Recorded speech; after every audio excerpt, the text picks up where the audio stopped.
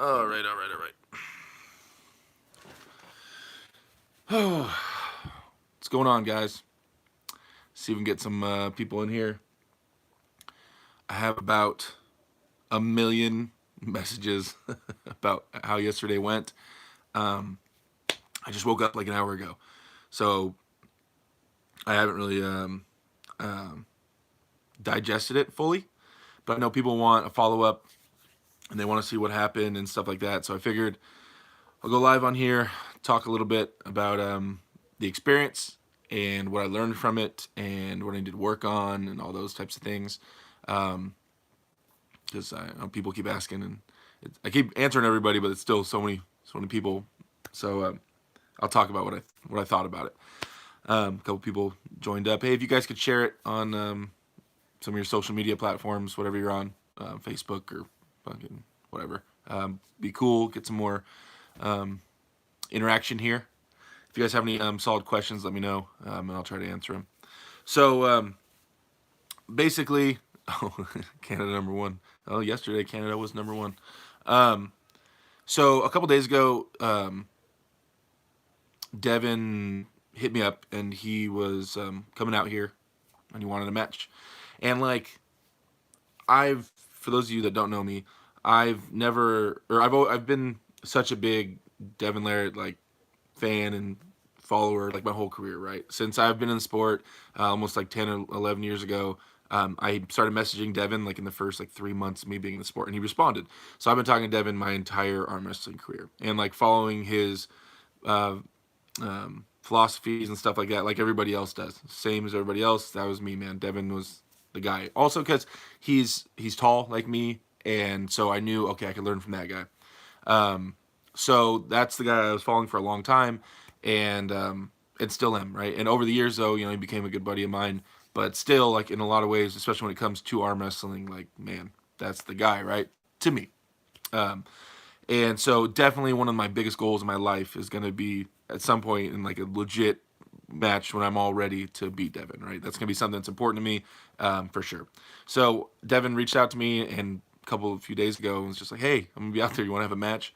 Now, I like you can't say no to that, right?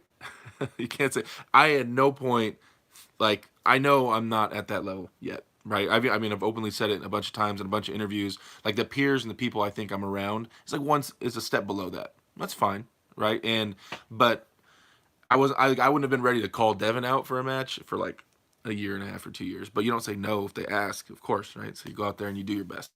And I went out there and I was like, well, all I can do is try my very best. There was a lot of things that I wish I had time to at least try to prep for it. Not a couple days. Um, just some things in my life have been like holding back a lot of my training. Daughter started school and the gyms are closing early because of coronavirus and stuff. So a lot of things been. I haven't been in the gym. I haven't lifted weights in 5 weeks. Just table time once a week for the last 5 weeks. So it's like I'm way behind, and like that's what it is. I mean, he called me out and we had a on spur of the moment super match, whatever. That's what it was. Um, but it sucks because like I really wish I had time to prep for it.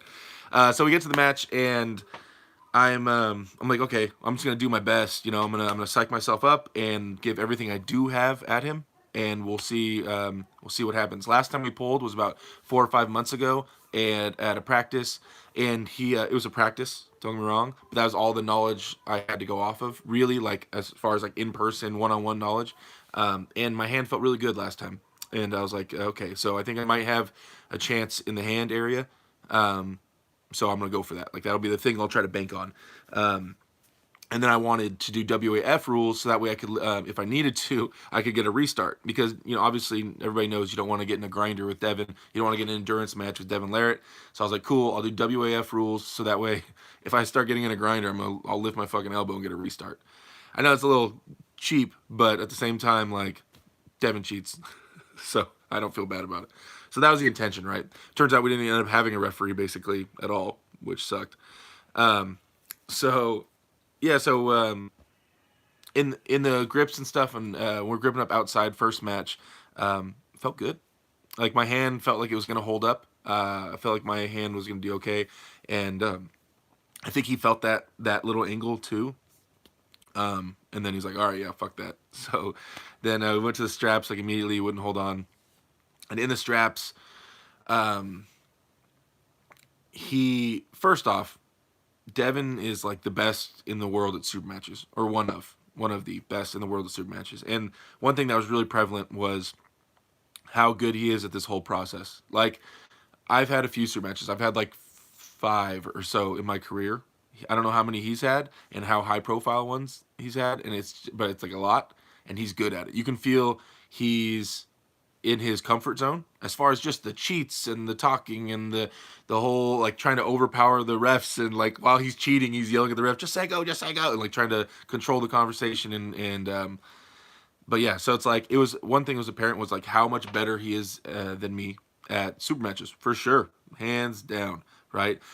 He wasn't in my head as much because like he couldn't build himself up more in my head than he was already built up, because it was like you're arm wrestling like one of your arm wrestling heroes. So it's like him talking shit and trying to say like he's stronger than me like wasn't affecting me, because I already thought that anyway. Right? It wasn't like whatever. I was just gonna go try my best, so that was kind of funny. But yeah, his experience when we were gripping up and everything was just like way beyond me as far as just knowing little cheats and tricks. And I don't get mad at people when I say cheating, guys. I'm an arm wrestler. My life is dedicated to arm wrestling. Arm cheating is what part of the game, and I fully understand that. So I'm not saying cheating in like a negative connotation like that son of a bitch. I was trying to cheat too. I'm trying to do my best cheats. His cheats were better than my cheats for sure. But there's a lot to learn there. Um, but yeah, so we got into it. I tried to test my hand. It felt okay. I think he knew it felt okay. We went to the straps, and then after that, and I knew his style, right? But I was thinking, if I go forward, and that's why you see my shoulder go forward, and I rise high enough with my knuckle, I might be able to get so far around the back of his hand, going forward and high, that I can get a great grip and then crash down um, like sideways, just from taking over his hand. If I go high enough, I can crash sideways and maybe get him center the pad, or the kind of center table, but to the pad if I got enough height on his hand. So that's why you don't see me pulling back a ton. I had an element of rising in my hand, but in general everything was forward because I wanted to shoot past and up past his hand because he was going to drop his angle, and that way I could get over the back of his hand and cup really hard and then drive. That was like the idea in my mind, right? So because in his style he puts so much lat pressure on that bottom strap, he's bringing that thing back so hard that I was like, okay, I'm not going to fight him there. I'll give a little resistance there with my brachialis, just like hammer curling pressure, but in general I'll try to go over the back of his hand and cup and then crash down. So that's what I was aiming for. Unfortunately, my conditioning, like you see, like in most Devon Larratt matches, you see for the first few matches or first few surges, it's like it's serious. I definitely had pressure for him. He's definitely taking me serious and doing his crazy thing. But Devon endurance and my not being ready elbow, like I had like 4 or 5 solid surges, and after that, it just starts going away. And that's when you see me start lifting up my elbow, like trying to get a restart. There's no fucking refs, so it was a really sloppy match at that. I know he wanted to see. He told me later he wanted to see how strong I was. So I mean, like because of the last practice, because I felt really strong to him then, he wanted to see where it was at more fresh. Yeah, should have given me a heads up then, you asshole. Um, but yeah, so that was his goal, and then kind of offering me the match and stuff. So I don't really regret taking it. It is a hard. It's hard to lose on a big platform to the number one guy again. When I got my ass kicked by John, he wasn't number one, but still, it's like fuck, man. Now I get to hear about how I got my ass kicked by Devon Larratt for the next. I mean, anybody that follows my channel or follows me at all knows I always end it with like "Go be bold." I always say that, and I really believe in it. I mean, I'm not gonna say no to any match. Like it's arm wrestling. The worst you can do is just lose. I'm not gonna die. So I've tangled with some of the best, and so I've learned a lot, and so now I can go back to yeah. Thanks guys for the comments. I appreciate that. Roger Kangingham is in here too. Awesome puller. But yeah, so yeah, after that, it was just like me trying to find ways to get a little more juice out of my elbow and stuff like that. But the elbow was fatigued. Once I was fatigued, it was done.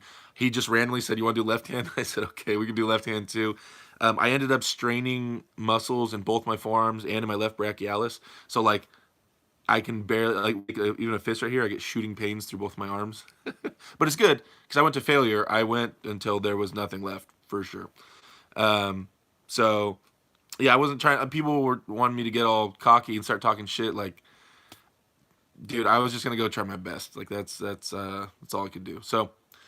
Um, so that was fun, and learned started arm wrestling. I arm wrestled against some super heavyweights, and it was like brick wall, right? Nothing moved, not a finger moved an inch.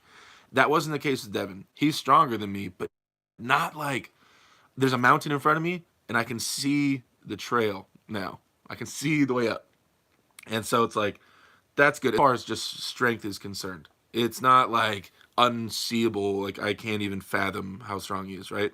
So that was good, right? And there's definitely technical errors and stuff like that. When you're big like me, when you're super heavyweight, a lot of super heavyweights get in this rut, and I try to always not fall into it, but sometimes you do, where you start trusting. I'm a big, strong guy, right? So most of the people I arm wrestle, guys on my team and people I'm around, I'm way bigger than, and generally I've been arm wrestling longer than, and I'm stronger than, and my hand is way stronger than most people's. Like we're talking about 99% of the people, but so I end up catering to my hand too much because it's stronger than everybody else's that I come across. And then when I go across somebody who's it's not stronger than, then it's like it becomes an issue too much and not adjusting because it's never failed me really. You know what I mean? So it's just like now that I face. Oh, sorry guys, I lost you for a second. Sorry. Hopefully it's back. Um, yeah, somebody asked just now, was the setup fair? No, no. But like, I'm not such an amateur in arm wrestling. It was like his cheats were next level shit. So I got a lot to learn for that, and I'm not mad about it at all. Um, but yes, so I just have some gains to make in experience, in staying open minded about where I'm strong and where I'm not, and not getting too focused on trying to like bulldoze, and just growing, man. And then I got a lot I need to work on. Um, oh, boom. All right. I was on my Wi-Fi. I switched to regular cell service, so maybe it's a little better for you guys now. But yeah, so I definitely learned a lot. I'm taking a lot away from this, and I'm excited to move forward. You know, hopefully I'm just I got a lot of elbow work I need to get done. I gotta really work on my cupping and stuff like that, and then I really just want to. I need to go get with Tony Tomlinson and someone that has more of that outside move because that's really rare to come across, especially where I'm at. The only person that's really strong that has a really good outside move is Tony, as far as someone that's trying to attack your hand. So I got to start practicing him more if I want to prep for like a Devin Michael Todd thing. But yeah, so I see the work ahead of me. I'm trying not to be too hard on myself about this because like I wasn't planning on arm wrestling Devon Larratt. um, but hopefully people saw it. I mean, I tried my best, and it's not like the at least the strength isn't like galaxies apart, right? He's just way smarter with his strength, and he is stronger than me. But it's not like insane. I could feel it. I could feel little spots moving. So I kind of know what I need to do. I'm really excited to be moving forward. In about 45 minutes, guys, tune into Gary Roberts' show, and I'm going to be on there. We're going to be talking about some stuff as well. Um, so any of my fans or people that like to see me do well, sorry I let you guys down if you guys were hyped up on seeing me beat Devin. Definitely gave it everything I had in that moment, and we learned a lot though. Moving forward, I guess I'm just going to keep taking these ass kickings from these top guys. um, and yeah, how much do I bench? Not much, man. I haven't like done a 1 rep max, but probably like 350, 360. Like I don't ever focus on bench. I'll do like dumbbell presses and stuff like that for stability in my shoulders. But it's something I'm working on slowly, but it's not a huge player. But I'm gonna get there. I'm gonna get there. All right, guys. I don't want to make this one of those 1 hour long live sessions. I always do, and no one wants to watch it because it's an hour long. I know a lot of people want updates on the Devin match, so there you go. That's my thoughts on it the next morning. Ton of respect for Devin. Thank you so much to everybody. That was helped us go on and gave me this opportunity to pull with Devin and really get him to. he took me serious. You guys, he took me serious. Like that's cool, right? I got Devon Larratt to take me pretty fucking serious. He was doing all the cheats and trying, and so that's cool. I guess it's not too crazy far off. I haven't maxed out my best wrist curl on like a metal weight, like I've done it on like pulley systems and stuff, so I don't know what it transfers over to. Plus, wrist curls are really sloppy movements. Someone just asked me what my best wrist curl was. I don't know, man. Are you talking about like one-handed? Are you talking about with dumbbells or what? Right?